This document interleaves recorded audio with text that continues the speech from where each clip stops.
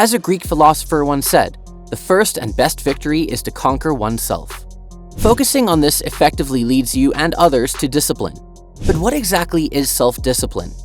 Self-discipline is the bridge between goals defined and goals accomplished.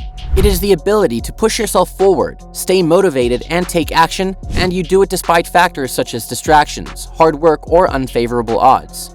Self-discipline is different from self-motivation or willpower.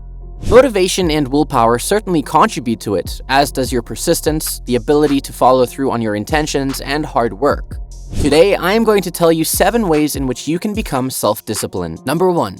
Maintain a journal. Another way of maintaining your progress is keeping a journal to write down your self-discipline goals and track your progress. This reinforces the positive changes that you're implementing in your life and gives you a record that you can look back on to see the progress that you've made. Over time, your self-discipline will strengthen and you'll be able to apply it to lots of other areas in your life. These are the 7 powerful ways to maintain a good relationship with yourself where you are not only responsible for your actions, but also strategic when it comes to taking control of your own life.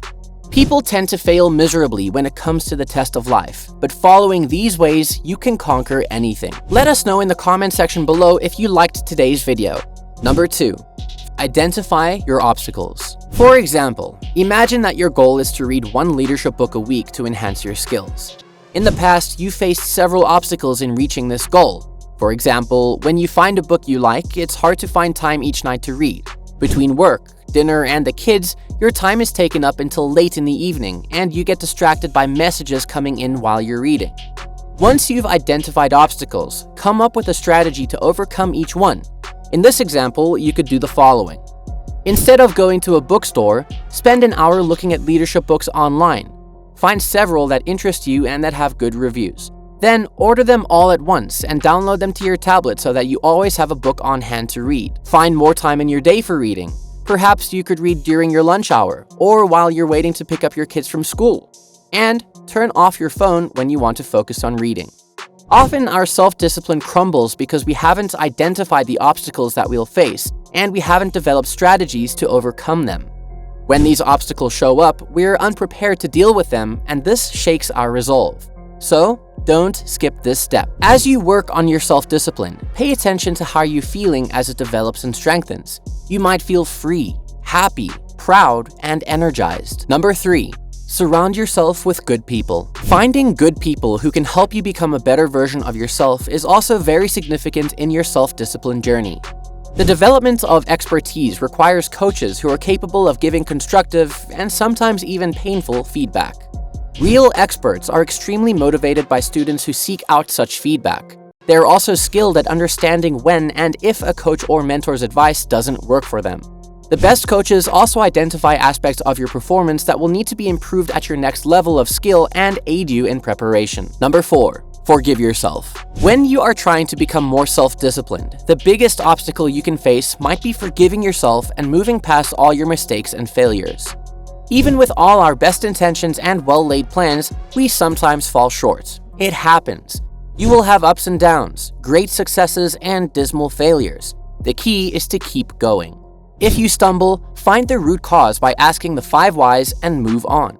Don't let yourself get wrapped up in guilt or anger or frustration because these emotions will only drag you further down and impede future progress. Number 5. Replace old habits. The third step you can take to become more self-disciplined is to replace old habits. When we're developing self-discipline, we're often trying to break a bad habit and replace it with something more productive.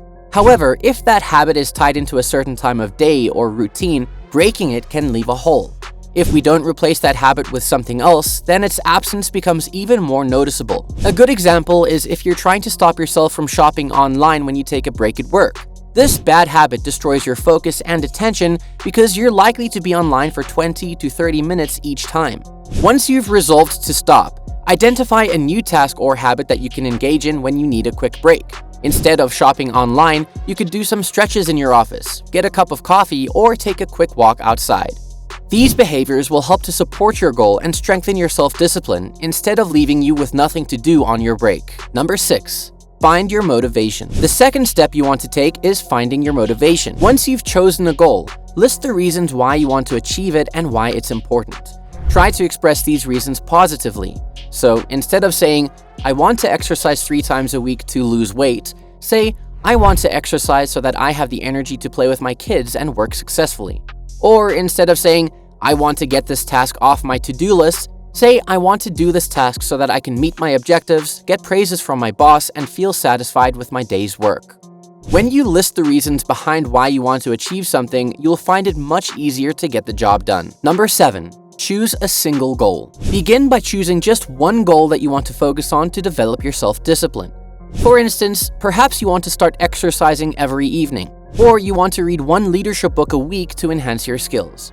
You could even practice self-discipline on very small goals, such as concentrating on a piece of work for an hour without checking your messages, or avoiding unhealthy food for one day. Remember, starting small is the best way to start developing self-discipline. As your discipline gets stronger, you can spread the focus to more areas of your life. See you in the next one.